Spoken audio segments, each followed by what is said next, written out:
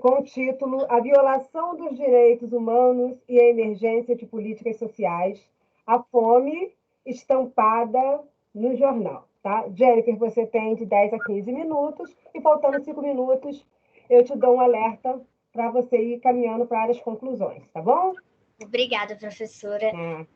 Boa noite, gente. Meu nome é Jennifer Cortez, como a professora disse, eu sou aluna de serviço social aqui da Estácio de Sá, no campus de Via Brasil. Eu estou no quarto período, então estou muito nervosa, mas vamos lá. O meu trabalho, como a professora já disse, é sobre a violação dos direitos humanos e a emergência de políticas públicas, a fome estampada no jornal. Antes de começar o texto, eu quero citar um trecho do livro Quarto de Despejo, de Carolina Maria de Jesus, escrito na década de 50, em que ela escrevia a sua própria realidade, enquanto mulher, negra e favelada. Não tomei café. Ia andando muito meio tonta. A tontura da fome é pior que a do álcool. A tontura do álcool nos impele a cantar, mas a da fome nos faz tremer. Percebi que é horrível só ter ar dentro do estômago. Infelizmente, nesse momento, a gente sabe que há milhões de brasileiros que estão sentindo essa mesma dor de só ter ar dentro do estômago. Agora eu vou iniciar a fala do texto. O que me motivou a escrever esse texto é que foi uma reportagem do jornal Extra que dizia que tinha como a manchete a dor da fome. A reportagem teve uma grande repercussão, pois a foto mostrava pessoas vindas de diferentes locais no município da Baixada Fluminense, revirando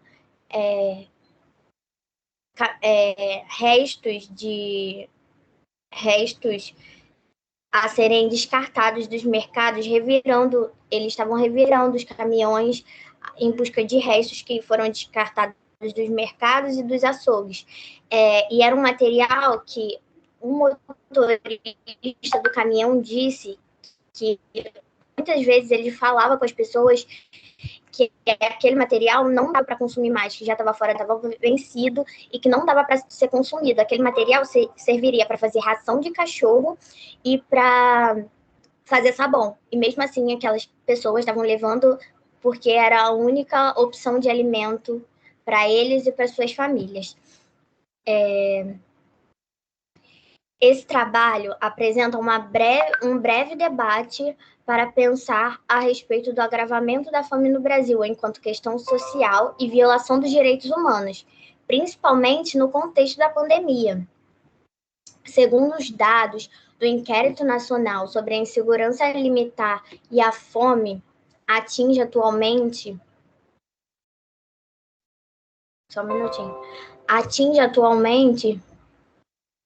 cerca de 19 milhões de brasileiros. A fome não é um tema novo aqui no Brasil.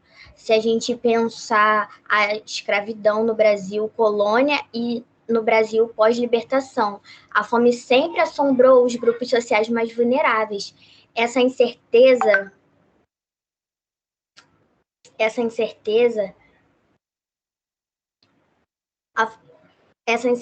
da garantia da alimentação adequada no prato de todos os dias, que chamamos de insegurança alimentar. Vou tentar explicar melhor o que é insegurança alimentar. É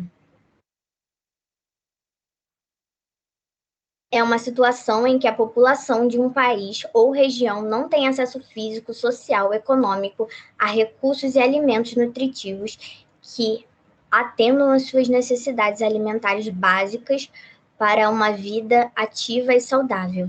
A insegurança alimentar vai muito além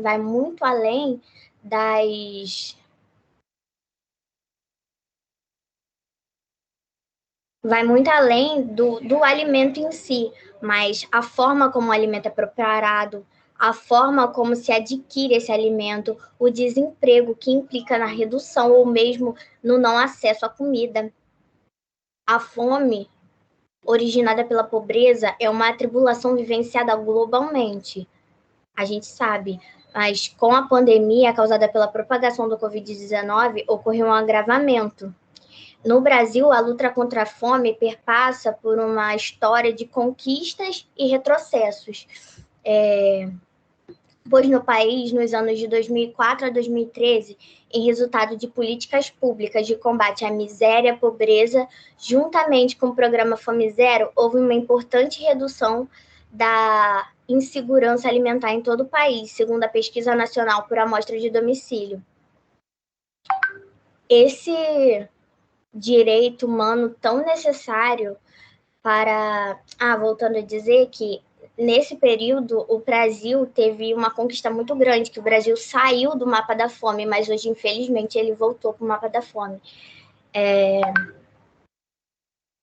Esse direito tão necessário para a subsistência retrocedeu ao nível de 17 anos atrás. E hoje, em 2021, a vulnerabilidade alimentar é a realidade de cerca de 19 milhões de pessoas. A pandemia convulsionou um cenário de crise sanitária e econômica no Brasil. São cerca de 14 milhões de desempregados. E, evidentemente, a tarefa de levar o alimento para casa ficou ainda mais difícil. Famílias estão tirando, como eu disse, seus alimentos de caçamba de lixo, de caçambas que iam levar carnes estragadas, restos de carne. E a circunstância é assombrosa e é muito contraditório pensar a produção de alimento no Brasil em meio a esse cenário, porque o Brasil é o terceiro maior produtor de alimentos no mundo inteiro e ele tem capacidade suficiente de alimentar não somente a nossa população, mas também a população de outros países. Mas conforme a má redistribuição e o desperdício e centenas de coisas, né? A gente vive nessa situação de extrema vulnerabilidade de várias pessoas. Na Declaração Universal dos Direitos Humanos, no artigo 25, expõe: toda pessoa tem direito a um nível de vida suficiente para lhe assegurar e a sua família a saúde e o bem-estar, principalmente quanto à alimentação, a segurança alimentar e nutricional. É um direito de todos, previsto no artigo 6 da Constituição Federal, que consiste no acesso regular e permanente a alimentos de qualidade, em quantidade suficiente, sem comprometer o acesso a outras necessidades essenciais, garantindo hábitos alimentares que promovam a saúde, a diversidade cultural e que sejam socialmente sustentáveis. Para refletir sobre o assunto, recorra a duas reportagens com o título A Pandemia da Fome e a mais recente, A Dor da Fome. Ambas notificam que a falta de comida é a realidade da maioria dos brasileiros e se faz mais gravemente em lares chefiados por mulheres negras. A população negra expressa a violação de vários direitos, dentre eles o direito à alimentação adequada, ou seja, a fome no Brasil, ela tem cor, a fome no Brasil, a pobreza a exclusão, a negação de direitos no Brasil, ela tem cor, ela tem classe, ela tem gênero e ela tem região específica. Em síntese, para terminar, eu digo que a ausência de políticas no combate à fome retrata a falta de dignidade humana e o direito à alimentação, frente à cena de pessoas que buscam por refeições diárias retiradas da caçamba de alimentos descartáveis. Apesar das inúmeras campanhas de doações de alimentos, as ações assistencialistas são paliativas e não sobrepõem de jeito nenhum, de maneira nenhuma, as políticas públicas e sociais, muito menos a responsabilidade do governo, que é de garantir o compromisso tratado na Declaração dos Direitos Humanos e também na Constituição Federal. Eu encerro a minha fala Antes de encerrar minha fala, eu quero dizer que a gente não pode se conformar com políticas assistencialistas, com caridade, com filantropia, porque o Estado ele tem o dever de alimentar, de prover uma vida melhor para todos os cidadãos, e a gente tem que lutar para que isso não esteja somente no papel, mas que isso faça presente, que haja justiça social na vida de todos os brasileiros. Para encerrar minha fala, eu quero citar o discurso do Martin Luther King, que é uma utopia de vida, de justiça social, e é uma coisa que eu sonho. Eu vou ler aqui, gente. Eu tenho a audácia de acreditar que os povos, em todos os lugares, podem fazer 3 refeições por dia para os seus corpos, ter educação e cultura para suas mentes, e dignidade, igualdade e liberdade para os seus espíritos. Eu encerro a minha fala. Desculpa se não deu para vocês compreenderem. Eu estou muito nervosa, porque é a primeira vez que eu faço isso. Então, eu quero agradecer a oportunidade e a Luciana por organizar esse congresso maravilhoso. E também a professora Sandra, que nos ajudou demais. Vocês não têm como imaginar o tanto que ela nos ajudou. Eu vou ficar aqui para tirar algumas dúvidas. Se vocês quiserem me perguntar alguma coisa, eu vou estar à disposição. Obrigado, Jennifer, pela belíssima apresentação, um tema emergente, necessário, né? Desde sempre, né? A fome é uma das expressões da questão social que nos aflige, não é de hoje. Excelente. Vão fazendo as anotações de vocês, pessoal. Se a gente tiver tempo, ao término de todas as apresentações, a gente pode abrir para tecerem alguns comentários, ok? Então, vamos lá, pessoal. O segundo trabalho a ser apresentado é do Frederico Vieira Kauper, né, o Fred, da nossa instituição. O tema do trabalho do Fred chama Conflito Geracional e Saúde Mental em Tempos de Pandemia. Seja bem-vindo, Fred. Você tem entre 10 a 15 minutos para sua apresentação. Vamos lá. Ok, professora. Boa noite, discentes. Boa noite, professora. Boa noite a todos os interessados. Bem, vamos lá, vamos problematizar. Eu tenho aqui, professora, a minha sequência de slides. Então, eu vou iniciar. Deixa eu só posicionar aqui. Meu slide, ok? Então, o primeiro slide, eu quero aqui ilustrar através dessa figura, que é um iceberg, que é a minha proposta de trabalho. Né? Essa minha proposta de trabalho, ela é a ponta do iceberg, como ilustra aqui. O meu tema, ele é conflito geracional em tempos de pandemia.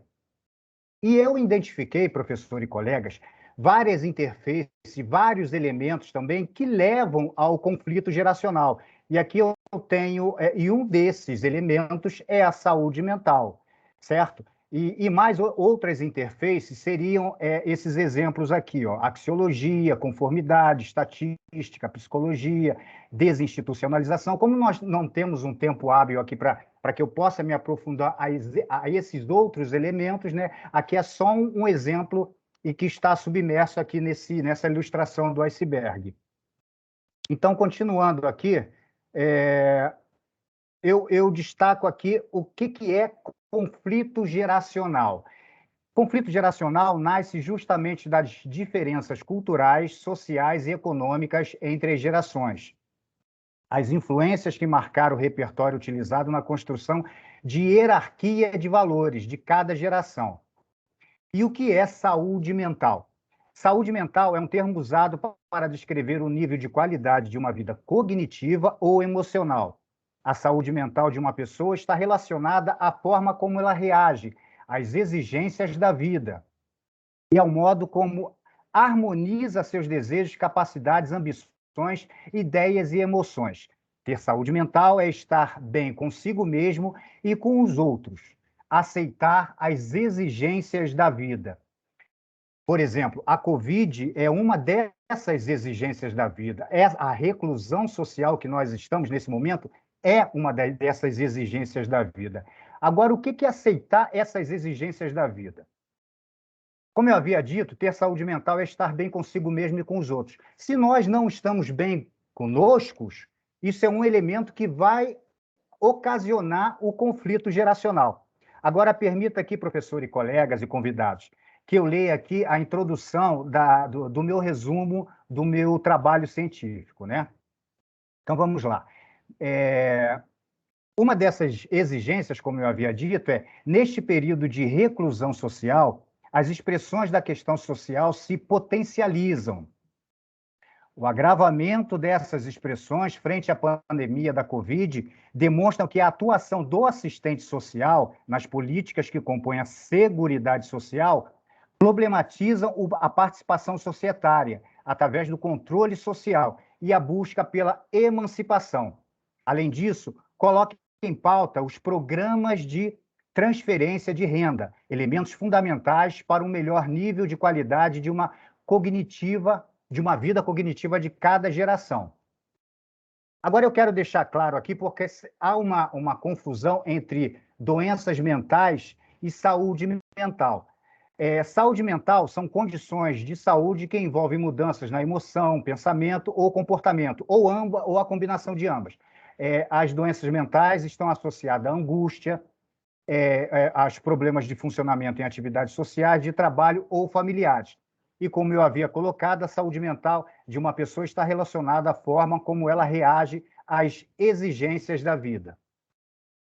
Agora, como foi alcançada essa diferenciação? Essa diferenciação que eu coloco aqui sobre doença mental e saúde mental, através do conhecimento, né? Nós temos 4 tipos de conhecimento: o religioso, o empírico, o científico e o filosófico. Mas eu vou me ater aqui ao conhecimento empírico e científico, porque esses 2 conhecimentos, de imediato, me remete a essas conclusões com relação ao conflito geracional e à saúde mental. Aqui eu especifico o que é o conhecimento científico, né? O conhecimento científico, mais conhecido como ciência, é construído e adquirido por meio de pesquisas. E o senso comum surge a partir da observação e repetição e é formado por hábitos, preconceitos e tradições.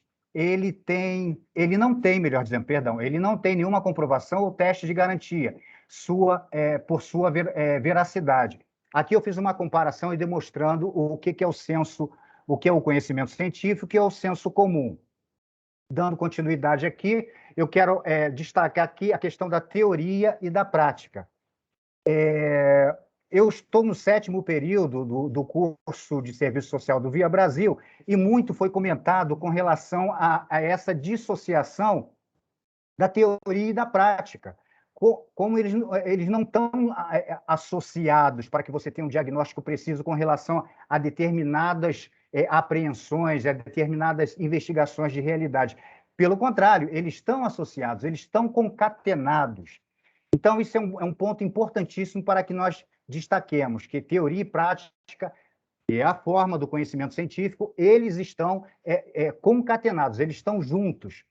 E eu destaco aqui também o que é a hierarquia de valores.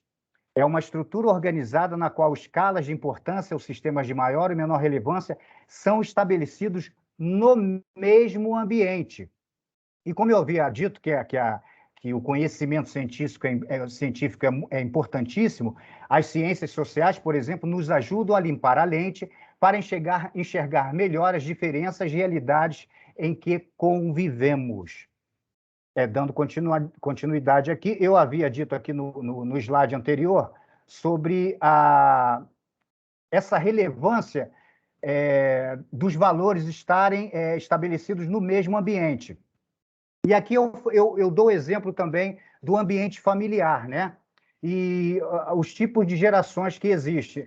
Nós temos as gerações mais recentes, mais encontradas, a Baby Boomer, geração X, geração Y e a geração Z. Esses grupos se diferenciam de acordo com a época em que nasceram e cresceram, conforme os acontecimentos da época. Essa geração Baby Boomers aqui, professora, eu quero destacar que essa geração ela é composta pelos indivíduos nascidos entre 1946 e 64. Eles levam esse nome, explosão de bebês traduzido por inglês, devido à alta taxa de natalidade nesse período, após a Segunda Guerra Mundial. E é um fenômeno que pode ocorrer agora também, né, nesse período nosso de pandemia. Como será o desenvolvimento da natalidade, voltando à chamada normalidade? Então, poderemos ter essa explosão de bebês também, essa questão da natalidade, é um outro aspecto que é importantíssimo também nós pensarmos e refletirmos. E aqui, como eu sou muito audiovisual também, eu tenho um exemplo de um filme chamado Um Senhor Estagiário, que ele fala exatamente sobre esse conflito entre gerações e de gênero também, né? É um senhor estagiário com Robert De Niro aqui, ele mostra esse ambiente que é colocado da experiência da geração, que ele é a geração Baby Boomers e ela é a geração Xer, né?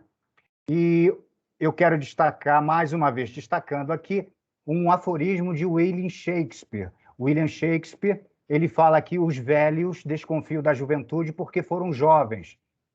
Eu quero fazer essa comparação de nós analisarmos as épocas, as realidades, como, por exemplo, a ética e a moral, né? A ética e a moral, em determinado período, ela é um momento que é registrado de uma época.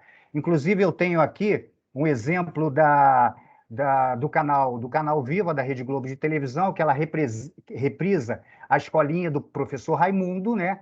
Que, ao final do programa, ela vem com a seguinte informação: esta obra reproduz comportamentos, costumes de época em que foi realizada, ou seja, era uma realidade naquela época, era um costume naquela época, né? Era um comportamento de uma outra geração naquele período. E aqui, entrando no terreno da psicologia social e continuando também na questão do valor, né? E ele apropria aqui dessas duas questões, que é a axiologia, né? Que é o estudo dos valores, e a questão ontológica, que ela analisa as coisas existentes. Então, são aí que eu fortifico a questão da teoria, da ciência, está diretamente compartilhando com a prática também. Eu vou dar um exemplo aqui rapidamente com relação à questão ontológica. Um desse ponto é a questão da crença e do costumes, basicamente na crença. Há no consenso, no senso popular, de que você passar por debaixo de escada, você teria um período de azar. Mas por que foi colocado isso no senso comum, que essa tradição, digamos assim, essa crença, passar por debaixo de escada daria azar? É porque no formato da escada, onde você coloca, ela formula um triângulo. Então, a igreja, observando isso como um elemento também de poder também e de controle social, ela colocou que aquele triângulo representaria a Santíssima Trindade, Pai, Filho e Espírito Santo. Isso é uma análise ontológica que eu estou fazendo. Pai, Filho e Espírito Santo. Se você passar por debaixo daquela escada, você está desrespeitando os dogmas da igreja, o tipo de vida, no caso católico, né? Então, é o exemplo aí que eu dou de períodos, né? No sentido ontológico aqui. Agora, aqui, continuando, no próximo slide, eu coloco o que é psicologia social crítica. Eu tenho o exemplo aqui da Silvia Lani, que ela fala, que é uma psicóloga, né? Ela fala sobre o projeto de psicologia implementado no Brasil por Silvia Lani, que visa conferir a psicologia social no sentido da praxe e da mudança social. A psicologia social crítica, professor e interessados e colegas, ela vem associado com a relação do objeto e do sujeito. Essa é a psicologia social crítica, psicologia social, social materialista também, porque elas não podem estar dissociadas, elas têm que estar concatenadas. Concatenadas, você tem variáveis, e com as variáveis você pode ter um diagnóstico preciso. Isso é importante também no sentido da psicologia e no sentido aí do estudo científico. A psicologia social crítica desafia as restrições e problemas do seu tempo. Olha aqui, estou frisando o tempo, que é década, né? E a psicologia aqui fala sobre uma semelhança psicologia social crítica e a psicologia social histórica. Também se opõe à psicologia da inspiração experimental do positivismo e pensa o humano como um fenômeno atravessado por um jogo de forças políticas, sociais e materiais. Temos aqui a referência do Karl Marx, né, que inspira a psicologia social histórica e a crítica, né, que faz remete ao pensamento materialista de Karl Marx, como, por exemplo, a sociedade se transforma com os tempos. Aí nós temos essas variáveis, né, conforme cada período, cada tempo tem a sua realidade. O motor da mudança social e o conflito entre classes sociais. A divisão do trabalho é artificialmente criada para detenção dos meios de produção, ou seja, o controle social. A diferença entre trabalho manual e intelectual serve à manutenção de poder de algumas classes sobre as outras. Não há nada social que não tenha sido criado pelos homens. Aqui eu estou destacando a questão da psicologia social. E aqui, dando exemplo, uma sugestão de literatura, é o livro da Simone de Beauvoir, A Velhice, que nesse livro tem uma percepção dos idosos pela sociedade. E eu destaco aqui, professora, no sentido, eu faço questão de destacar essa parte da sinopse desse livro, que ela fala aqui que as questões levantadas no livro são: o que as palavras idoso, velho e envelhecido realmente significam? Como elas são usadas para a sociedade e como elas definem uma geração que é ensinada a castigar, a evitar, ao invés de respeitar e amar? Mais importante, como o nosso tratamento de gerações reflete os valores, mais uma vez, os valores estão sempre perpassando aqui nos meus slides, em prioridade da nossa sociedade. Então, é uma dica aí do livro da Simone de Beauvoir, A Velhice. Agora eu quero entrar aqui numa questão de exemplo da nossa universidade, nesse período de pandemia, ir ao encontro à sociedade, ir ao encontro às instituições. Eu destaquei aqui 3 exemplos, professora, de situações em que passamos antes da pandemia, isso na nossa atividade acadêmica, antes da pandemia, durante a pandemia, isso logo no início da pandemia, 2020, e agora no finalzinho pós-vacina, né? Já relativamente no final da pandemia.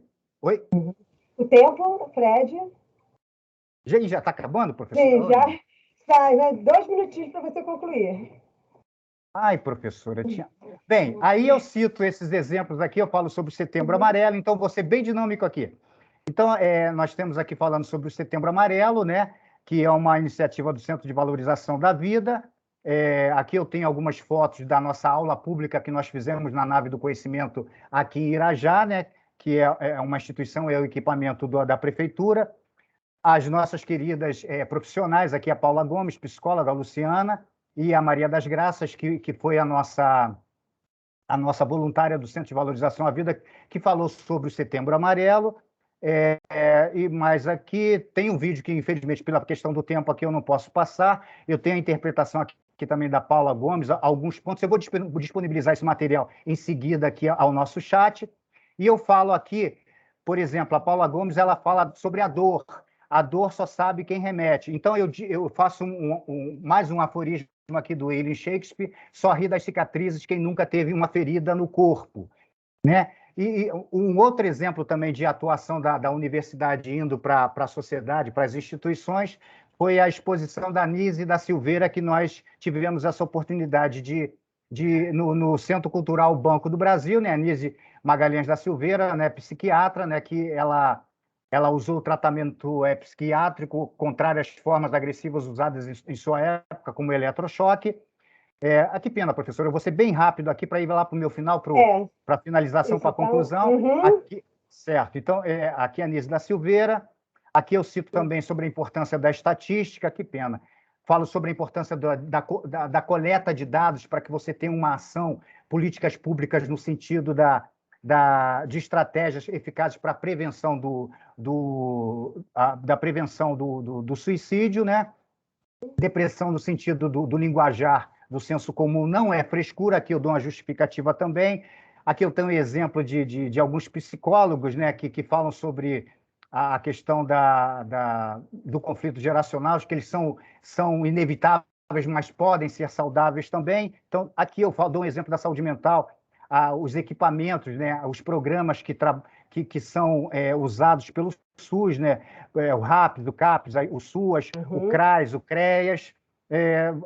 Vamos lá para a finalização, então. Eu vou pular Tá para na algumas hora. etapas aqui, professora. Tá ok. Pode pular. E aqui, eu finalizando, então, concluindo, professora, e desculpe, perdão aqui porque o tema, como eu havia dito no início, é muito vasto, ele remete a muitas conexões, né? Então, aqui eu trago Rosa Luxemburgo, falando que há todo o velho mundo ainda por destruir e todo um novo mundo a construir. Mas nós conseguiremos, jovens amigos, não é verdade? Eu coloco esse aforismo dela para destacar o diálogo entre as gerações para a resolução dos problemas, que é importantíssimo. E aqui eu tenho uma questão até poética, professor e colegas. Eu mostro aqui o desenvolvimento de uma flor, né? Eu registrei, que é os jardins da minha casa, onde a minha querida mãe, ela tem 81 anos, e ela, por questão de terapia, com essa questão da pandemia, ela tem esse jardim e ela cultivou essas plantas. Eu identifiquei o nascimento dessa rosa, aqui tem a sequência dela desbotando, porque eu quero fazer um link ao nosso desenvolvimento.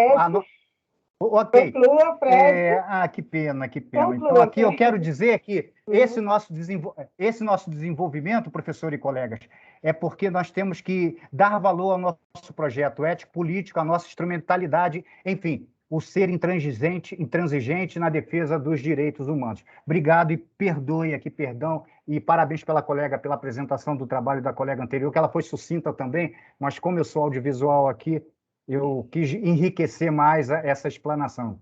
Obrigado, professora. Obrigado, Fred. Excelente apresentação também. São temas pertinentes e que nos instiga mesmo, né, a mergulhar. Isso é importante. Bom seria se tivéssemos um tempo suficiente para poder debatermos mais, né, esmiuçarmos mais, mas haverão outras oportunidades. Isso é um primeiro passo, né, para explorar mais o tema em outras oportunidades. Muito obrigada, tá? Obrigado.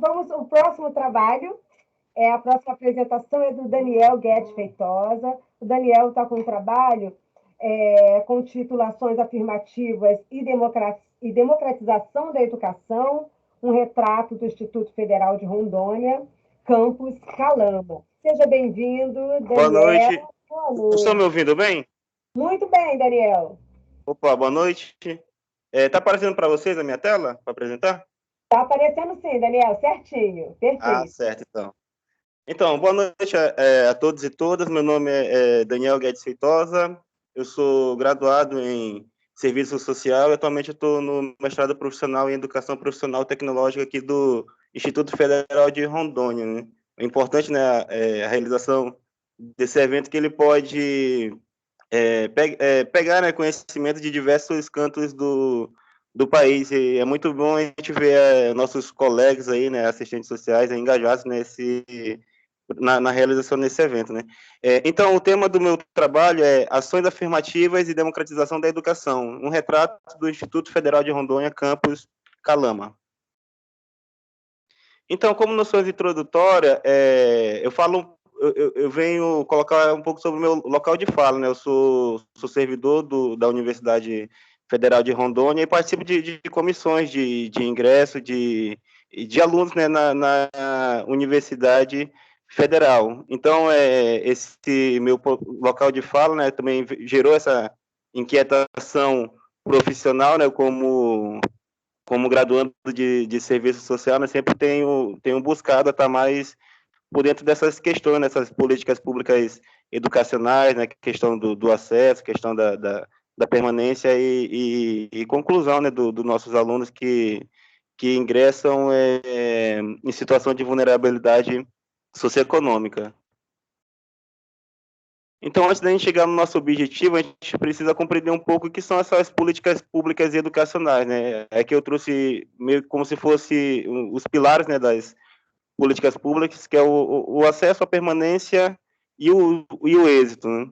E como acesso, né, como também o meu objeto de pesquisa, eu tenho aqui a Lei 1271 de 2012, que ela também é conhecida como Lei de Cotas, né? Se a gente pegar um pouco lá nos primórdios, no início das universidades, a gente pode ver que a universidade ela era elitista, né? Era só as pessoas que tinham condições mesmo conseguiam ali ingressar e obter êxito, né, através da educação. Então aqui tem essa lei que é uma lei muito importante, né, que serve, né, até hoje para democratizar o acesso a essas instituições públicas federais. A lei é de 2012, né, ainda na época da nossa presidenta Dilma. E também posso trazer aqui como política de permanência e êxito, como se fosse o carro-chefe assim, né, dessas ações, que é o Programa Nacional de Assistência Estudantil, o PNAES. O PNAES ele foi instituído pelo Decreto 7234, de 19 de julho de 2010, né? E ele tem justamente esse objetivo, né, de disponibilizar auxílios estudantis, reduzindo a taxa de retenção e evasão, além de minimizar os efeitos da desigualdade social e regional na permanência e conclusão dos cursos. Ou seja, não é só questão de entrar, dos alunos entrarem nas instituições públicas federais. A gente precisa também pensar em políticas que possam fazer com que esses alunos permaneçam e tenham êxito, né? Dito isto, o objetivo do meu trabalho, né, meu principal foco foi analisar as políticas de ações afirmativas desenvolvidas no âmbito do Instituto Federal de Rondônia, campus Porto Velho, Calama, no ano de 2021. Para atingir o meu objetivo, eu procurei seguir alguns processos metodológicos que se enquadra como uma abordagem qualitativa, através de pesquisa bibliográfica e documental, e como fonte principal de coleta de dados, eu usei os editais de ingresso disponibilizados no sítio eletrônico do Instituto Federal de Rondônia. Então, a partir da minha pesquisa, né, da nossa análise de coleta de dados, foi possível verificar que o IFRO ele implementou as ações afirmativas, a reserva de 50% das vagas para pretos, pardos, indígenas e pessoas com deficiência, sendo disponibilizado aos estudantes oriundos de família com renda igual ou inferior a um salário mínimo per capita, conforme estipulado na Lei 1271 de 2012, também conhecida como a Lei de Cotas. Eu trouxe aqui um exemplo esse gráfico foi tirado direto do edital e ele demonstra, né, sobre aqui a questão do total de vagas por curso, né? Ali nós temos no total inicial de 100%, do qual 50% vai para as ações afirmativas, 40% fica para ampla concorrência e 5% para pessoas com deficiência, né? Conforme lei específica, né, para esse segmento da população.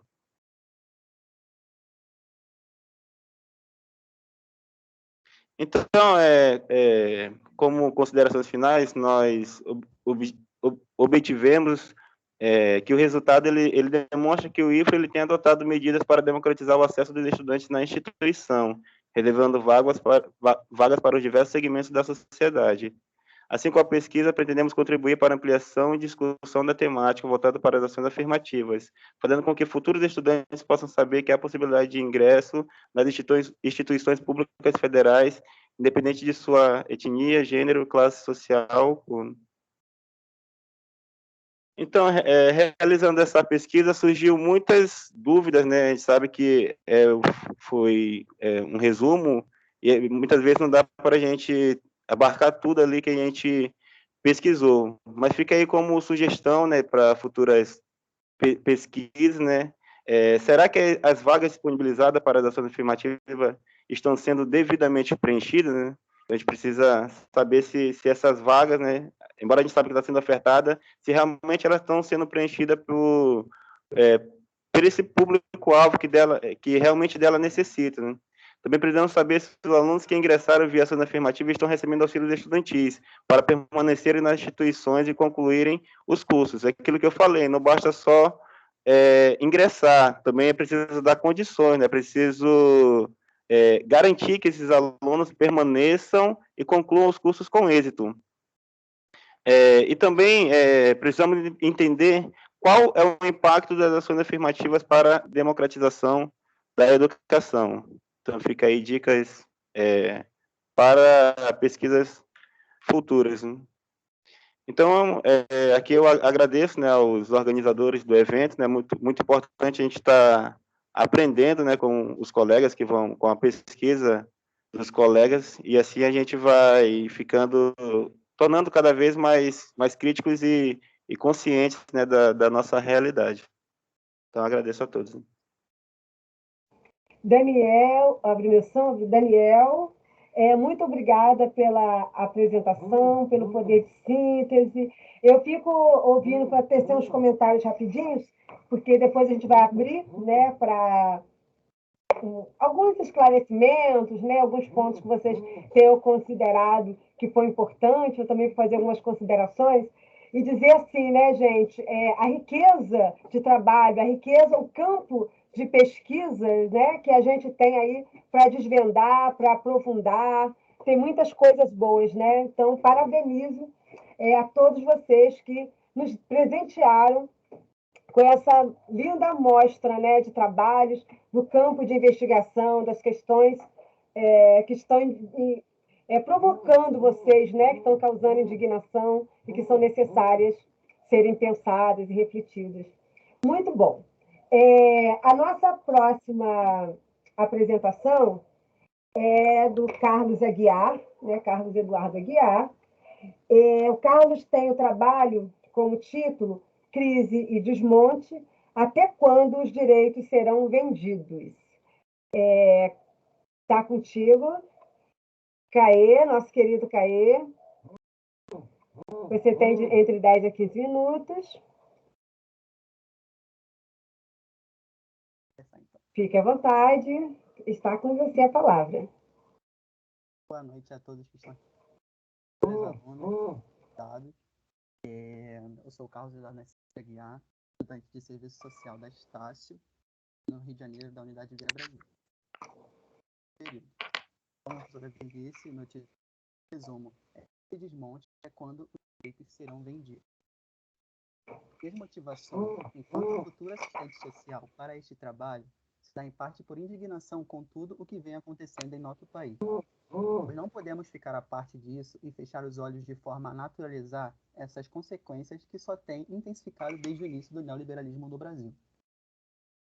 Este trabalho tem por objetivo promover uma reflexão com a obra Crise e Pandemia, quando a exceção é regra geral, que foi organizado pela Letícia Silva e André Dantas, em colaboração com universidades do Rio de Janeiro e com a Fiocruz, que vai falar justamente dessas contradições no âmbito da economia, comunicação, políticas públicas de saúde e educação, além das contradições de trabalho que sofreram diversas transformações e afetações nesse cenário pandêmico. Aqui eu faço um exemplo para a uberização, que se intensificou muito nesse período pandêmico, onde as leis e leis trabalhistas foram por água abaixo junto com todas as políticas trabalhistas que vinham sido acrescidas. Na conjuntura nacional, uma das palavras mais pronunciadas por todos que defendem os direitos humanos foi retrocesso.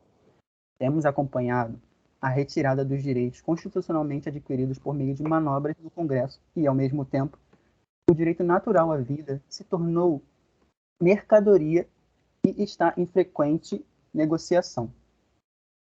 É importante dizer que, no Brasil, a Covid-19 acentuou-se entre os homens e mulheres da classe trabalhadora, já desprovidos dos seus direitos sociais conquistados com muita luta e garantidos na Constituição Federal de 88. Como bem sabemos, os ajustes e perda de direitos já é uma realidade que estamos vivenciando há tempos, mediante as inúmeras e cotidianas contrarreformas das quais somos atingidos. É importante dizer que no Brasil, a Covid-19 acentuou, na pandemia, esse contingente de trabalhadores se viu na linha de frente desprotegidos, sem emprego ou em subempregos e vivendo uma redução de carga horária de trabalho e, consequentemente, de salário.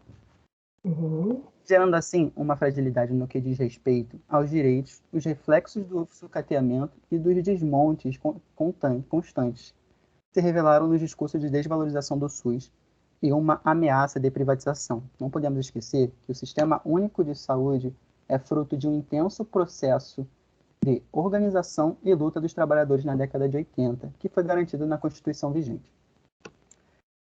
Nesse cenário, onde em meio ao caos de tantas mortes e subnotificação das mesmas, os governantes aliados a essa política ultraneoliberalista aproveitaram e se aproveitam dessa situação para que fossem implantadas políticas de desumanização para a privatização em nome da ordem capitalista. Não nos enganemos. A pandemia não desencadeou a crise econômica como muitos tentam disseminar essa ideia, mas sim apenas agravou. A pandemia e as crises econômicas e sanitárias são projetos do capitalismo, assim como todas as políticas de desmonte, de instabilidade, da criação de um sistema de segurança assassino que reprime o grito de trabalhadores excluídos e, ao mesmo tempo, marginalizam e vitimam jovens, crianças, homens e mulheres negros e negras, descumprindo as normativas para a aparelhagem do Estado, continua invadindo as favelas em pleno contexto pandêmico como num cenário de guerra. Nesse ano tivemos aquela operação no Jacarezinho, que foi a operação mais letal da história do Estado, com, se eu não me engano, 29 mortes de pessoas que eles acusam ser traficantes, que não temos toda essa certeza. Falar de desmontes públicos é falar de acirramento da exclusão social e da violação de direitos humanos diante das inúmeras discrepâncias que o momento atual apresenta. O profissional de serviço social enfrenta o desafio de redescobrir alternativas e possibilidades para a atuação do fazer profissional, como menciona Yamamoto em seu livro O Serviço Social na Contemporaneidade. A autora nos inspira a pensar nos novos horizontes da profissão e a formulação de propostas que façam frente à questão social, de modo a dar vida àqueles que a vivenciam, não só como vítimas, mas como sujeitos de direito que lutam pela dignidade humana. No cenário contemporâneo, em que são criadas e recriadas uma gama de novos valores em que patrocinar políticas de armamento se faz mais necessário que incentivar a ciência e garantir uma educação de qualidade para todos, apontar para o aprofundamento da discussão da relação dos direitos humanos com o serviço social é indispensável, sobretudo na efervescência das reformas cujos rebatimentos recaem sobre os trabalhadores e sobre as camadas mais vulneráveis da sociedade. Podemos assim dizer que os nossos direitos duramente conquistados estão sendo negociados a preço de banana para os donos do capital. Já terminando da minha fala, eu apresento uma parte da música Perfeição, do Renato Russo. Por que celebrar a estupidez humana e sua corda de assassinos? Por que celebrar a estupidez do povo, nossa polícia e televisão? Por que celebrar o desgoverno, nosso Estado, diante de tantas crianças, jovens, homens e mulheres assassinados pela bala, pela fome, pelo vírus e pela miséria? Como diz Bering, assistente social renomada e com muito trabalho e carreira aqui no nosso país, sem qualquer concessão aos falsos profetas e mitos cloroquínicos e claramente genocidas, hoje a pandemia registra 607 mil mortes, 14 milhões de desempregados e aproximadamente 20 milhões de pessoas famintas. Jamais será só uma gripezinha. Jamais será um determinismo biológico que diariamente nos convida a normalizar o caos, que vai fazer com que nos calemos. Não podemos ser omissos. A profissão que pretendo seguir tem me ensinado cotidianamente que uma anotação errada, um olhar descuidado sobre determinado acontecimento, um preconceito que não revisamos pode decretar e afetar de forma que não possa mais reverter a vida de um usuário. Então, esse é meu trabalho. Eu agradecer especialmente à professora Sandra, que me incentivou e me incentiva todo dia a dar o meu melhor. Ela é como se fosse uma mãe de todos os alunos. Muito obrigado. Que lindo, parabéns, Carlos, que bonita a apresentação também. Gente, eu estou aqui assim, emocionada, instigada, fazendo várias anotações de pontos tão pertinentes que vocês trouxeram, né? Dá água na boca já da gente começar um debate. Como vocês estão utilizando o tempo perfeitamente bem, estou super feliz, e esse papel meu de mediadora, de ficar controlando o tempo, é um papel muito desafiador, né? Porque eu também gosto muito de falar, meus alunos sabem como é que às vezes eu extrapolo o horário da aula, então, para mim é um desafio também estar nesse papel de fazer essa mediação do horário. Vou anotando os pontos importantes que vai dar tempo da gente, né, apontar algumas coisas. Obrigado, Carlos. As discussões de vocês estão sendo extremamente pertinentes, principalmente nesse cenário que a gente vem vivendo atualmente, né? Muito necessário. Os temas estão dialogando muito, né? Um tema vem costurando o outro tema. Parece que foi tudo muito ensaiadinho essa ordem de trabalhos. Muito bom. Então, o nosso próximo trabalho é da Renata, Renata Uchoa e Dayana Almeida. E quem vai apresentar para a gente é a Renata Uchoa. O tema da Renata vai chamar tá como título a financiarização das políticas sociais, o desmonte da educação pública e a negação dos direitos humanos no Brasil. Super complementando, dando sequência, melhor dizendo, o que o Carlos já veio trazendo na sua apresentação. Renata, seja bem-vinda, a casa é sua, você tem entre 10 a 15 minutos de apresentação. Seja bem-vinda. Olá, boa noite. Eu acho que Carlos foi perfeito aí nessa introdução. Foi maravilhoso. Ele detalha muito bem esse contexto neoliberal, né? E aqui aparece para vocês a minha apresentação? Eu não consigo ver. Aparece sim, perfeitamente, Renata. Maravilha. Então, vamos lá, então. Então, tá o nosso trabalho vai tratar da financiarização das políticas sociais, né? O desmonte da educação pública e a negação dos direitos humanos no Brasil. E como o Carlos bem contextualizou aí, isso acontece, né, mediante a nossa política econômica neoliberal, e a partir desse princípio, a gente entende que nunca se constituiu uma educação pública de qualidade e democrática, né, que contemple a todos os cidadãos de maneira igualitária. A gente resolveu colocar essa citação do Breiner, né, porque assim reflete bem o contexto que a educação vem vivendo no nosso país nos últimos anos e principalmente agora, no contexto de pandemia, de ensino remoto, de escolas fechadas, e assim a desigualdade ficou bem evidente e a gente conseguiu perceber também as intenções da nossa política neoliberal e os interesses que ela defende, né? Então, Carlos foi maravilhoso aí na sua exposição. Eu não vou repetir tudo que ele já disse para poupar o tempo e poupar também está repetindo as coisas, né? E aí a gente contextualiza essa questão do nosso Estado ser um aparelho de repressão ideológica, né? E aí, a partir disso, ele materializa isso mediante a sua política econômica, que é o neoliberalismo, e aí centrado nas liberdades individuais, na naturalização de exploração de classe sobre classe, é que se materializa essa condição de desigualdade, né? Existe uma finalidade, como bem Carlos disse, é um projeto da nossa política econômica financiarizar as nossas políticas sociais a fim de manter a desigualdade, né? Manter a exploração de uma classe sobre a outra. E para isso se faz necessário reduzir os investimentos na área da educação, né?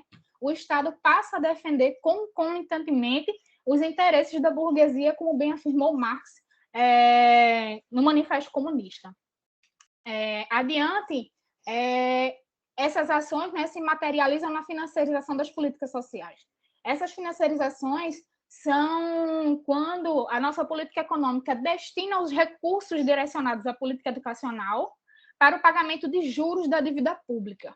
Isso na intenção de favorecer os grandes capitalistas, né, e investir números consideráveis perante a política econômica para alavancar a economia do país, né? E aí, portanto, a educação, a partir desse contexto de desfinanciamento, se torna uma mercadoria disponível apenas para quem predispõe capital para custeá-la, né? E aí existe uma ameaça explícita e a negação do direito social à educação, que está posto na nossa Constituição Federal, no artigo 205. E acho que a gente pôde materializar muito bem isso na pandemia, né?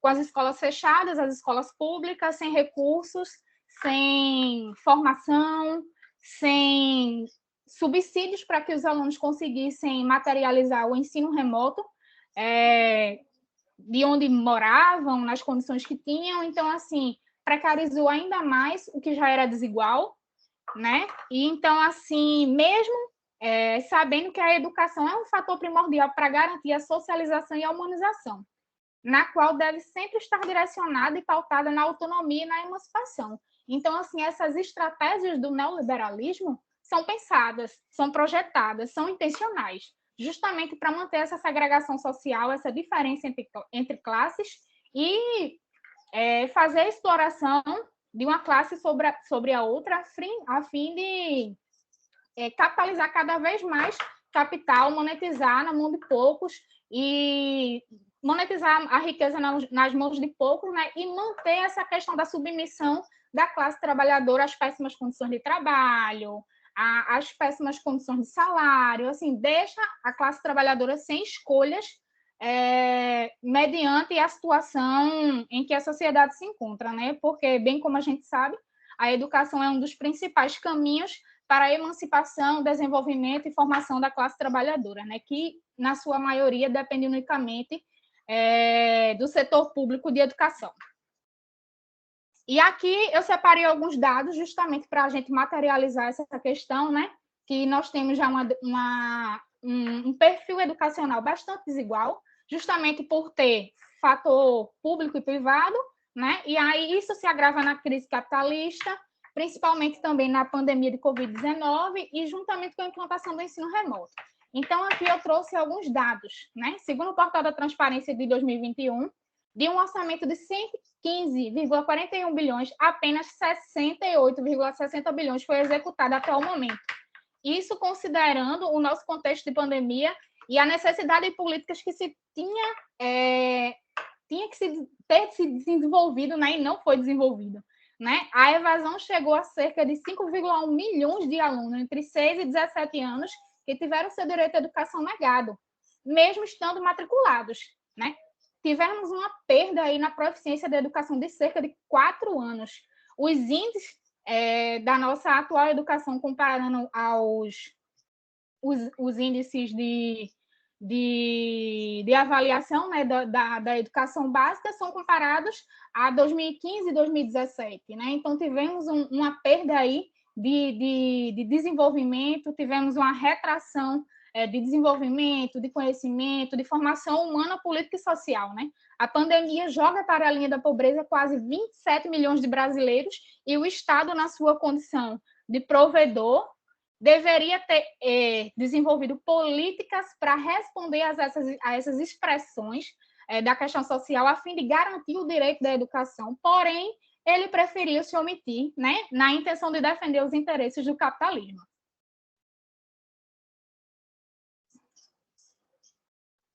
Pronto, adiante, como consumação, né, desse desmonte sequenciado, que não acontece só na pandemia, antecede a pandemia, antecede o governo Bolsonaro, né? Existe essa negação de conhecimento e emancipação à classe dominada. Se reduz as perspectivas de ascensão da classe trabalhadora.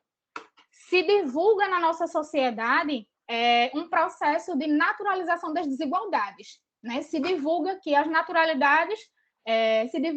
desigualdades são naturais mediante a nossa condição de sociedade capitalista. Né? E a gente sabe que não é bem assim.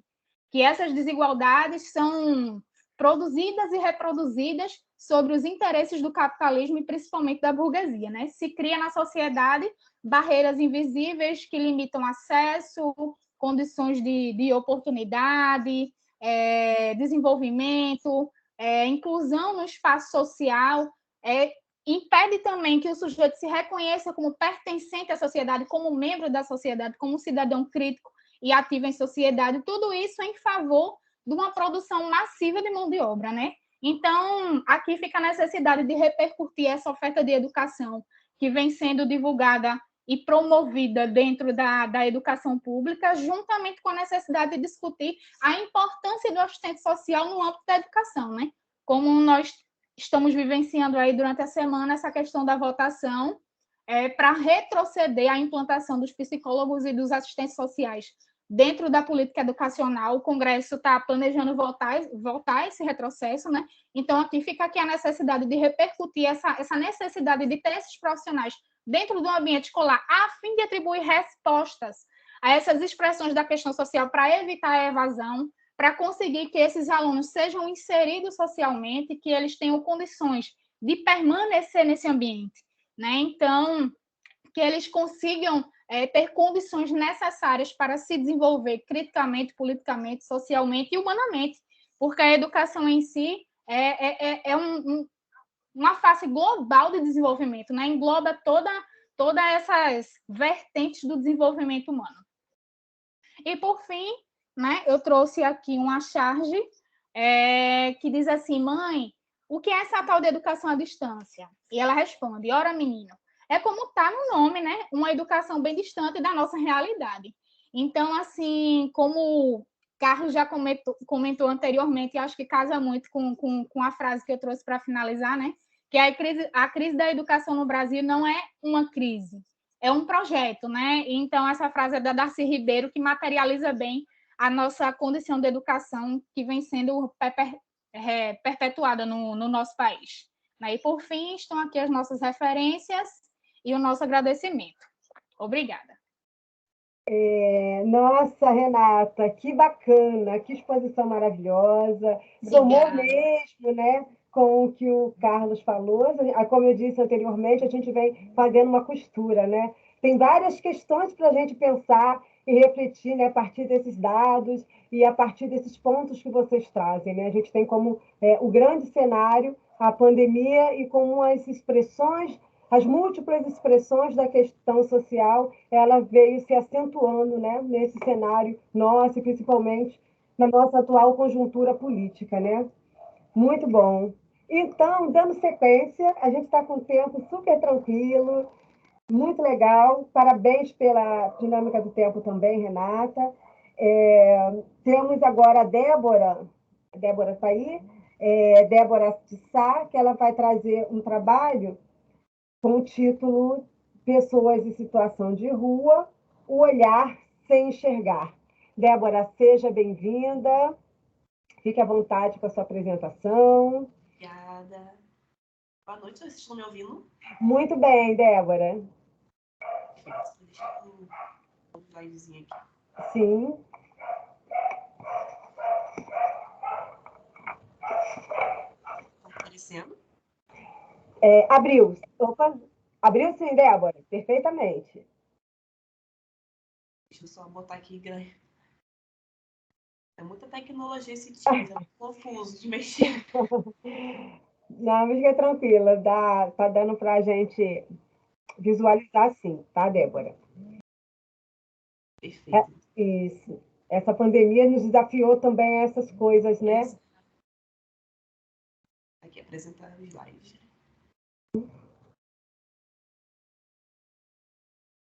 Então, gente, sou Débora, sou estudante da Estácio do Via Brasil.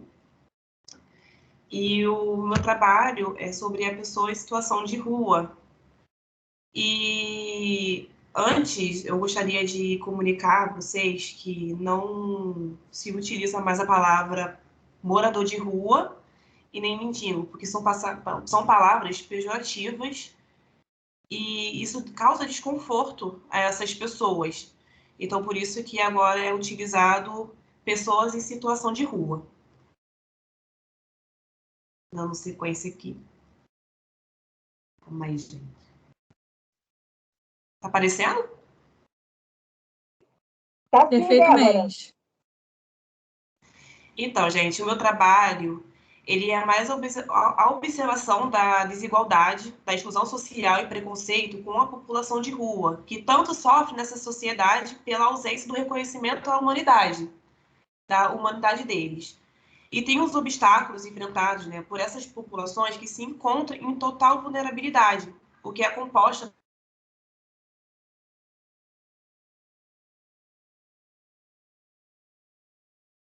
Seu som ficou mudo, Débora.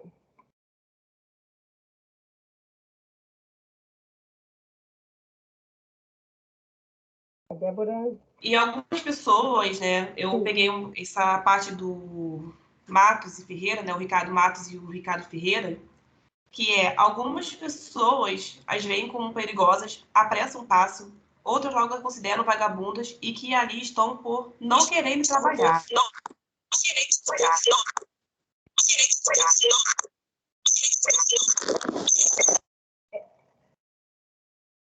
Débora?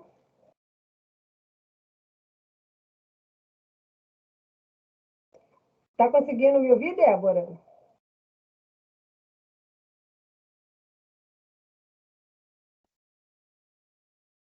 Acho que... Débora, você está conseguindo ouvir?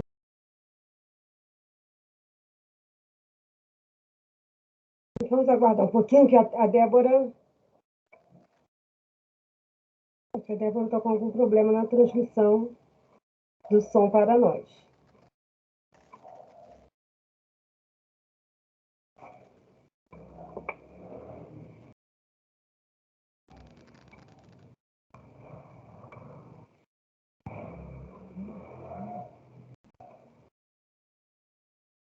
A Débora está caindo.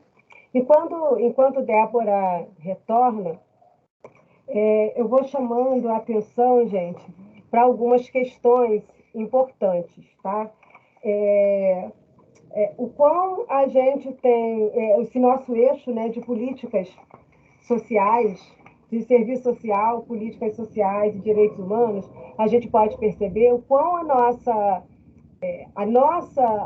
os nossos direitos estão sendo ameaçados, o quão a gente vem sofrendo, passando por sucateamentos, o quão a nossa profissão se torna extremamente fundamental e essencial nesse processo de intervenção, nesse processo de apoio, nesse processo de estar junto, principalmente com as comunidades mais vulnerabilizadas, de mais vulnerabilidade. Débora voltou, Débora? Gente, vamos fazer o seguinte, gente, para a gente não perder tempo, enquanto a Débora está se organizando, tá? O Abraão está aí, a gente pode passar à frente, o Abraão fala, enquanto a Débora está se organizando, e depois a Débora retorna. Pode ser? Tá aí, Abraão? Quem abre?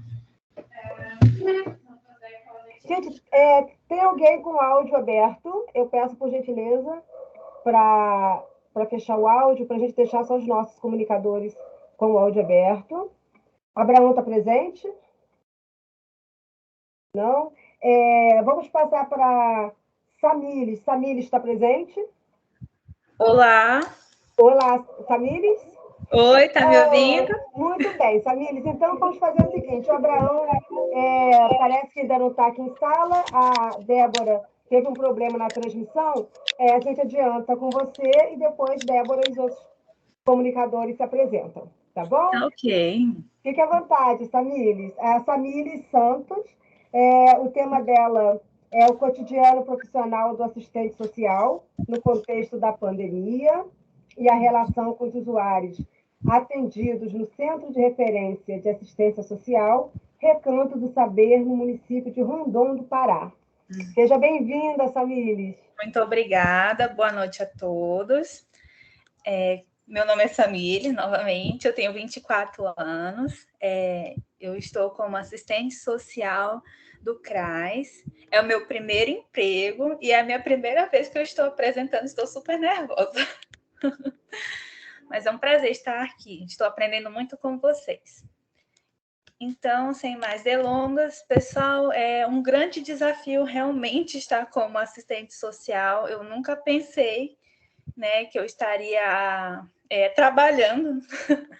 E, assim, a relação com os usuários, né, a questão da pandemia, da Covid-19,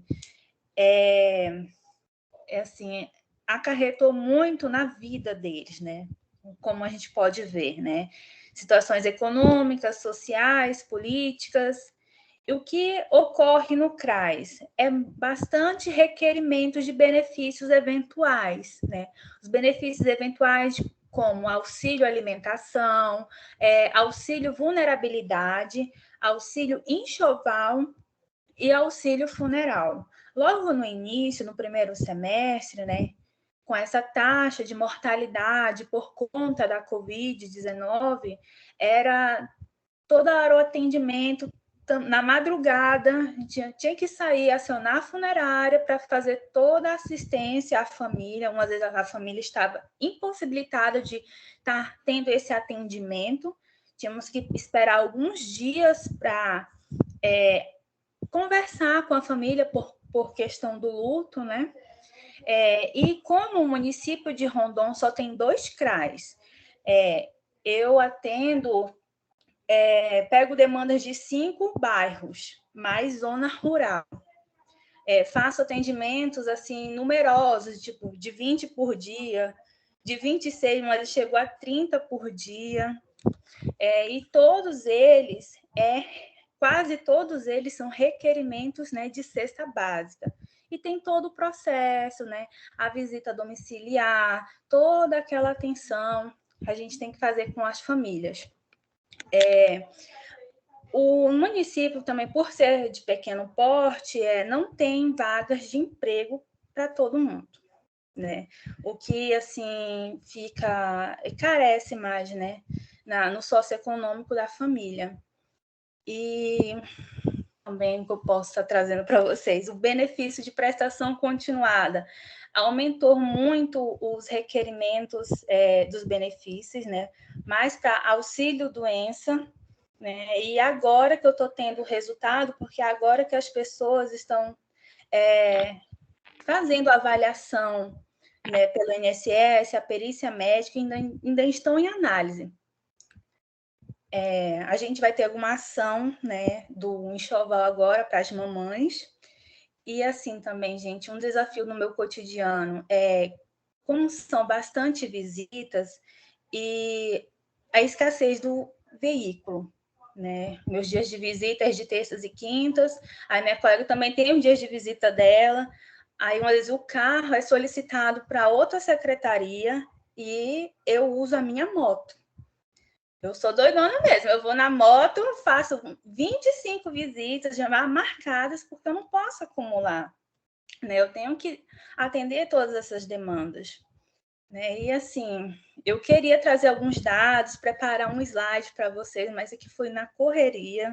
A gente fez uma ação que eu caracterizo como uma ação assistencialista, e isso é muito assim visível em municípios de pequeno porte, essa característica de assistencialismo, né?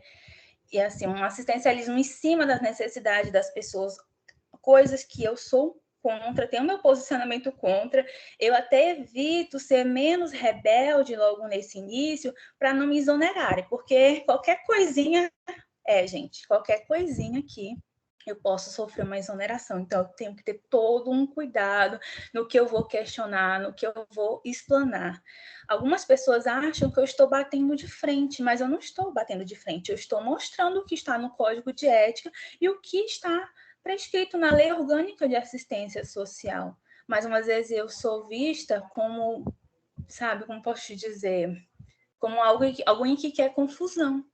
Mas não é isso, eu estou tentando fazer o meu exercício profissional de forma eficiente e eficaz, né? E assim, gente, ainda estou nessa situação de conceder os benefícios eventuais, está sendo uma experiência e tanto para mim. Eu não sei se eu vou estar sendo chamada, né, ano que vem para trabalhar por conta dos meus posicionamentos, mas está sendo muito assim gratificante. Eu vejo, né, assim, eu trabalho plano de acompanhamento familiar. O serviço de convivência não voltou, então assim eu procuro dar essa atenção a cada família, faço visita dos pais, né? E sempre, gente, o requerimento do auxílio alimentação. Bom, por hora é isso mesmo que eu gostaria de trazer para vocês. Eu estou meio nervosa. E para finalizar, né, que a Covid-19 ele é um agente biológico, mas as condicionalidades deles, enquanto pandemia, são sociais.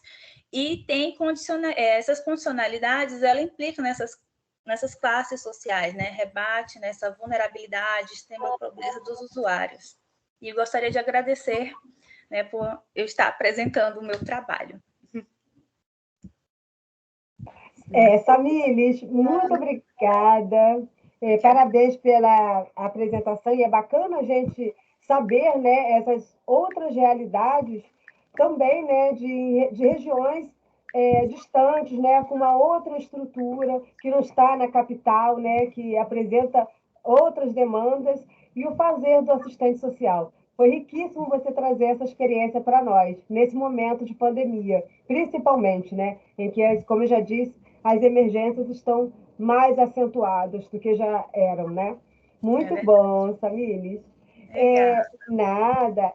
Débora, você já conseguiu se organizar? Tá aí, Débora? Tô aqui. Isso. Foi a emoção que a internet ia cair. Sim. Mas eu vou apresentar, vou nem colocar os lados de que minha internet está muito zoada real, gente. Vou falar assim normalmente. Fica tranquila, sim, Débora. Como eu estava dizendo, o meu trabalho ele é mais uma observação da desigualdade, exclusão social e o preconceito com a população de rua, que tanto sofre nessa sociedade pela ausência do reconhecimento da humanidade. E os obstáculos enfrentados, né, por essa população que se encontra em total vulnerabilidade, o que é composto por pessoas com diferentes realidades, é possível encontrar a condição de pobreza absoluta, a falta de atenção básica, a alimentação, moradia, saúde, higiene, entre outros fatores. E eu peguei um trechinho de um livro do Ricardo Matos e Ricardo Ferreira, que fala sobre esse preconceito que temos com essa população, que temos que desconstruir.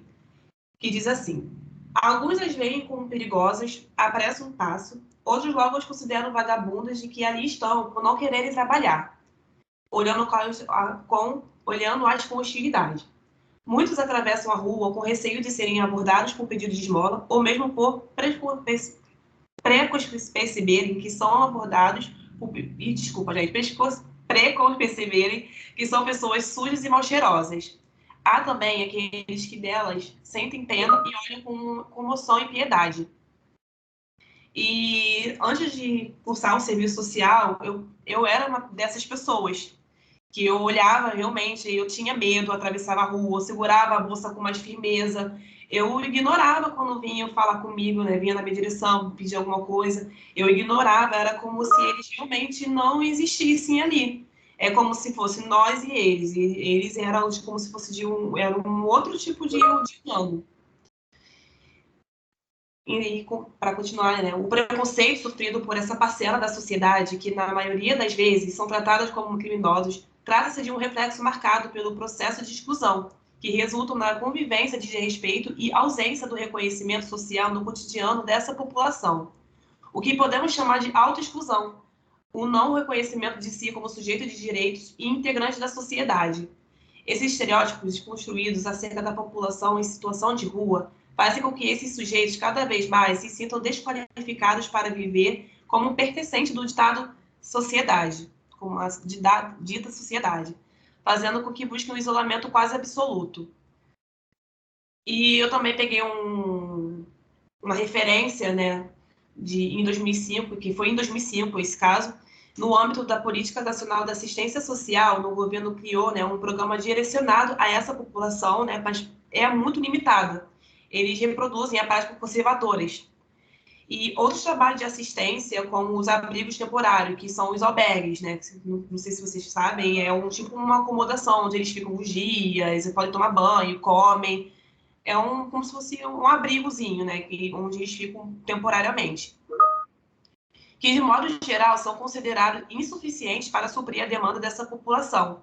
O Estado, por sua vez, o principal responsável pelo amparo dessa classe de excluídos, constitucionalmente falando, revela-se um tanto ineficiente no que diz respeito à manutenção e emancipação de direitos e condições dignas de vida para a população em situação de rua.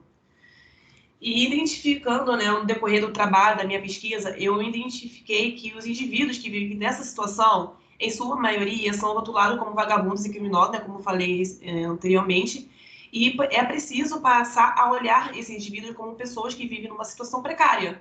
Eles são como nós, mas não têm a mesma oportunidade que a gente tem. E a globalização que alcançou, né, os diversos tipos de sociedades tem gerado consequências negativas para grande parcela dessas pessoas, como a falta de efetivação de direitos sociais e mais distribuição de renda. E percebo o quanto somos falhos nessa situação. A discriminação de respeito, as diferenças, as incertezas, a inversão de valores são consequências impostas pela globalização, trazendo nesse contexto as pessoas em situação de rua, que vivenciam todas essas violações diariamente. O modelo econômico capitalista implantado no Brasil se mantém sem perspectiva de futuro. Sendo assim, as políticas sociais são a única base de refúgio daqueles que não têm opção, seja ela social, financeira ou familiar. Portanto, não conseguem ver resultados positivos, mesmo com as políticas implantadas. A população em situação de rua passa a ser uma parcela à parte da sociedade, como se fossem pessoas que sobraram e estão invisíveis para a sociedade. Essas pessoas incluídas nessa parcela da sociedade perdem sua identidade, sua autoestima, seus vínculos familiares, ficam decorrentes de uso de entorpecentes, da violência, do desemprego, de doenças e outras violências encontradas nas ruas. Diante disso, eu me fiz assim, a seguinte pergunta: o que podemos fazer para mudar essa realidade? E eu percebi que tem pouquíssimas oportunidades para eles, né? Visto que alguns dos projetos são feitos pelas igrejas e ONGs, e o Estado poderia abrir um lugar de acesso a essa população, né? A orientar, criar uma rede para que eles pudessem recuperar os seus documentos perdidos, porque como eles estão sempre se deslocando de lugar, eles perdem as documentações por conta de chuva, e fazer encaminhamentos para abrigos, oferecer cestas básicas, né? O básico, a água, o atendimento básico à saúde, a medicação, temos, né, o SUS, que ajuda essa população, a medicação e mesmo a internação, aqueles que desejam largar os vícios, né, das bebidas e o álcool, né, o álcool, as drogas. E é necessário fazer com que eles se sintam parte dessa sociedade e que possam ser vistos como humanos, garantindo os direitos deles, fazendo com que eles não se sintam estranhos, né? Porque eles se sentem não pertencentes dessa sociedade, né? Como eu tinha dito. E com os olhares de rejeição que recebem. A solidão, né, diz bem mais que isso. É necessário fazer com que eles se sintam mais... a empatia, né? A gente ter mais empatia, né, a essa população. E garantir... gente, me perdi aqui, eu fiquei nervosa. Fica tranquila, tá ótima, Débora. Você ainda tem 5 minutos. Fica tranquila, tá? Fica tranquila. E a solidão diz bem mais que isso, né? Essa população não tem com quem contar. São solitários e tem um nível mais grave de abandono. O abandono das políticas públicas e o abandono da família. E eu gostei muito de uma frase que eu vi num debate que eu assisti, né, antes de começar a fazer minha pesquisa, que eu esqueci o nome dele, que ele era morador de rua, e ele me passou muita, assim, mais vontade de conhecer mais essa área, atuar nessa área, porque é o que me instiga muito. E que a frase é: fechar os olhos não diminui a dor do outro. E eu fiquei com um nó na garganta, assim, porque é muita crueldade o que nós mesmos fazemos com essa população.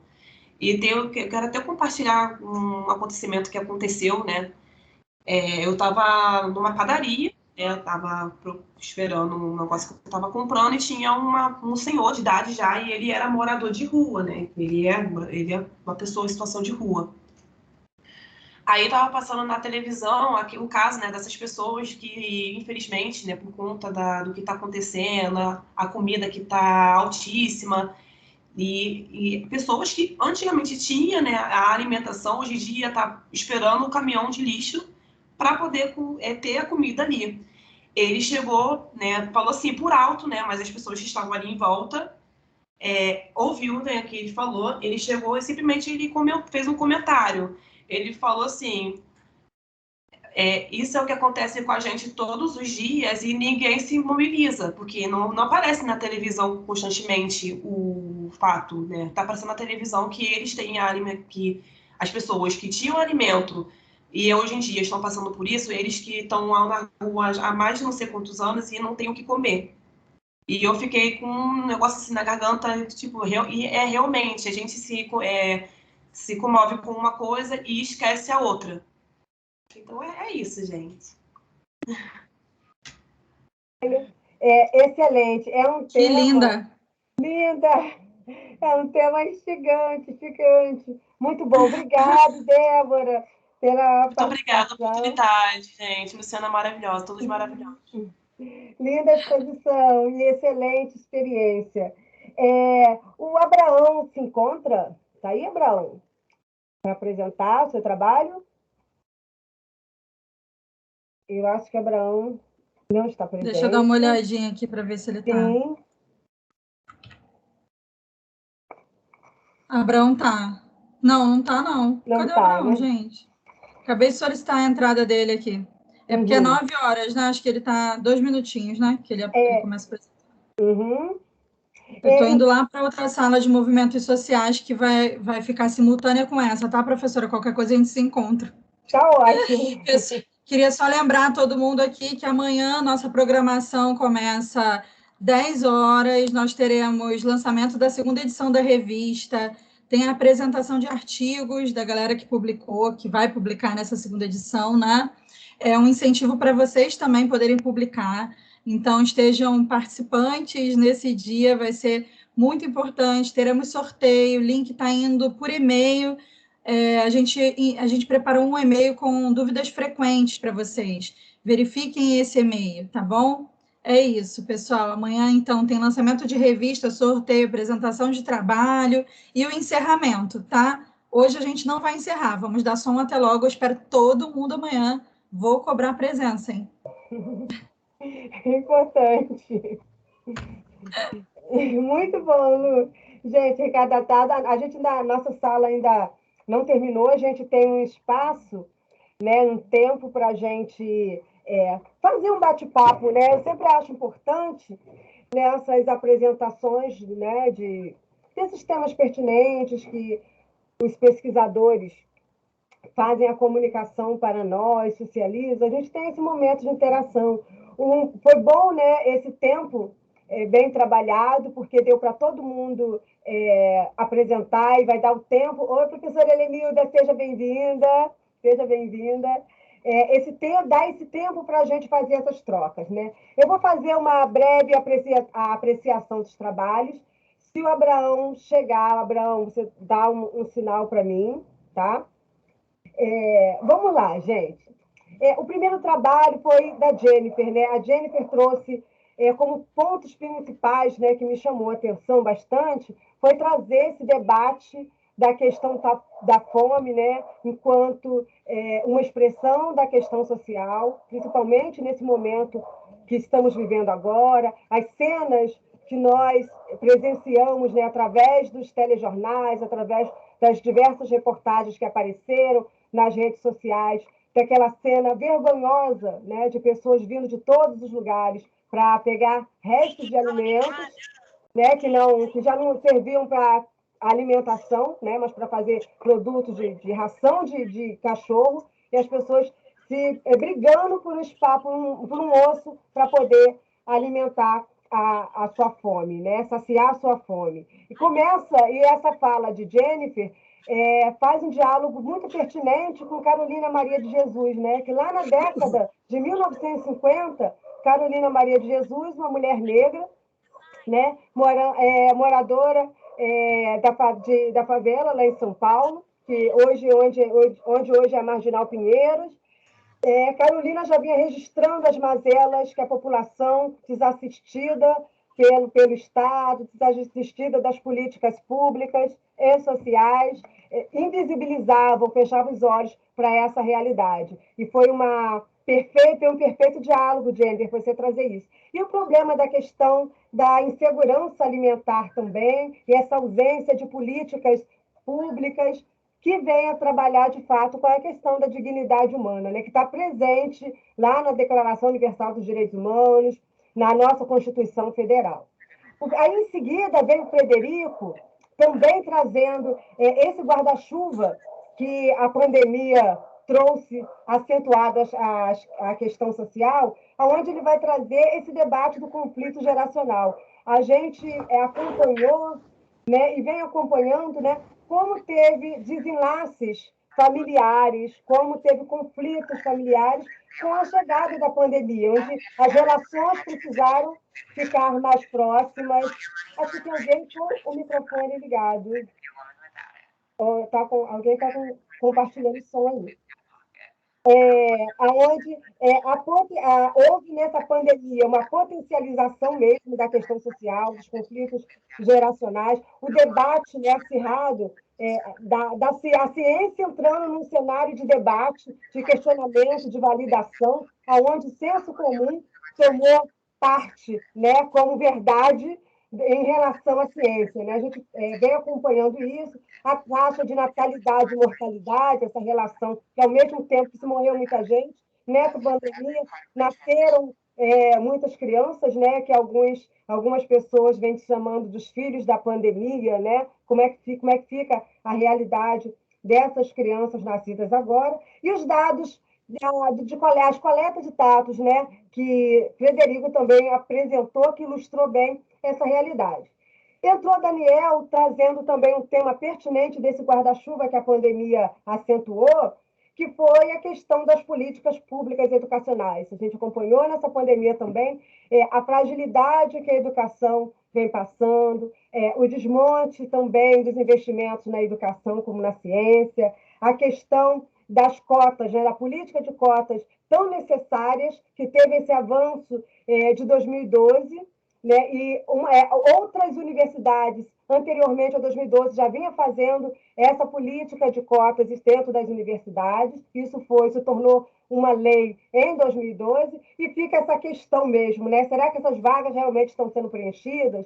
E agora, nesse cenário de desmonte educacional, da educação como comércio, né? Será que essas pessoas estão tendo esses direitos realmente assistidos, estão conseguindo acessar? A gente observa várias vezes nos noticiários também como as pessoas burlam, né, as vagas, principalmente dos cursos mais concorridos, como medicina, por exemplo, né, as pessoas apresentam-se como negros, apresentam-se como pessoas estudantes de escola pública, enfim, né, forjam a legislação, forjam o direito para se prevalecer, para continuar nesse lugar de privilégio frente às outras realidades que realmente mereciam estar nesse lugar. O Carlos soma o debate do Daniel falando da pandemia também, quando o Carlos vai trazer o desmonte das políticas públicas, atravessando a questão do trabalho, a questão da uberização, a questão também do desmonte da educação, a questão como a Constituição Federal, assim como a professora Silene falou no dia da nossa abertura, né? Constituição Cidadã, ela foi intitulada lá em 1988 como essa Constituição Cidadã, mas é cidadã mesmo, cidadania para quem, né? Será que as pessoas que ali estão contempladas, que é toda a sociedade brasileira, está realmente se prevalecendo da sua cidadania, que está lá constituída na nossa Carta Magna? Uma problematização. E Carlos também faz esse diálogo com o papel do assistente social, dialogando com a Yamamoto, em que vem problematizar esses novos horizontes da profissão, né? Quais são os nossos fazeres diante dessas novas demandas, dessas novas realidades, né? Que é um novo desafio para nós. A Renata soma também a fala do Carlos quando traz o debate do desmonte da educação, da evasão escolar, né? Dos direitos da educação negada, principalmente na pandemia, o fato de ter aula remota. A gente sabe que para as crianças e jovens e adolescentes das escolas públicas, isso não se deu de fato. A gente sabe que a maioria das crianças não tinha acesso à internet, não tinha sequer um celular capaz, né, de ter dados e de baixar um aplicativo para acompanhar as aulas. Então, a gente sabe que essa galera mesmo ficou excluída desse direito à educação. Eu vi uma reportagem que alguém me compartilhou essa semana, de que esse Enem agora, entre os últimos que teve, é o mais branco e que menos tem estudantes vindo das escolas públicas. E aí, esse cenário da pandemia já mostra bem esse retrato, né? Educação para quem?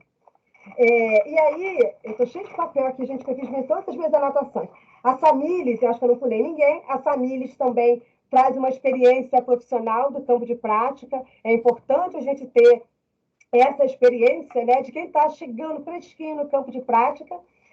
onde ela mostra o seu trabalho e como assistente social, um centro de referência, e a demanda, o aumento pelos requerimentos de benefícios, né? E a gente sabe que esses requerimentos, eles acontecem, mas a dificuldade para as pessoas também acessarem esses requerimentos também é um outro desafio. E nos municípios de pequeno porte, realmente as ações assistencialistas prevalecem, até porque as políticas públicas custam a chegar nesses lugares, né? A gente sabe dos desvios que tem. Então, fica realmente invisibilizado esses pequenos municípios e o exercício profissional frente a esses desafios. É claro, Samílis, que a gente tem esse desejo mesmo de querer fazer valer e acontecer as políticas públicas, e a gente é contra mesmo o assistencialismo, e às vezes nossa fala, nosso posicionamento causa incômodo, né? Eu imagino bem esse dilema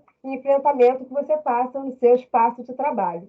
E Débora fecha brilhantemente a nossa noite de apresentação de trabalhos, falando da população, das pessoas em situação de rua, onde ela logo chama logo de primeira fala, essa importância do uso da terminologia, né, de pessoas em situação de rua, né? Rua não é lugar de moradia, isso é preciso ficar claro, né? Então não é morador de rua, não é população de rua. Rua é lugar para transitar, é lugar para manifestar, rua é lugar para fazer coisas públicas, mas não para moradia. E aí a gente pode pensar, justamente nesse tempo de pandemia, onde a hashtag mais falada era fica em casa. Mas fica em casa, quem fica em casa, né? Será que esse fica em casa é para todo mundo? E quem tem suas casas, entre aspas, sobre a marquise? Como é que fica em casa? Como é que tem os cuidados mínimos de higienização e de isolamento social sem qualquer recurso?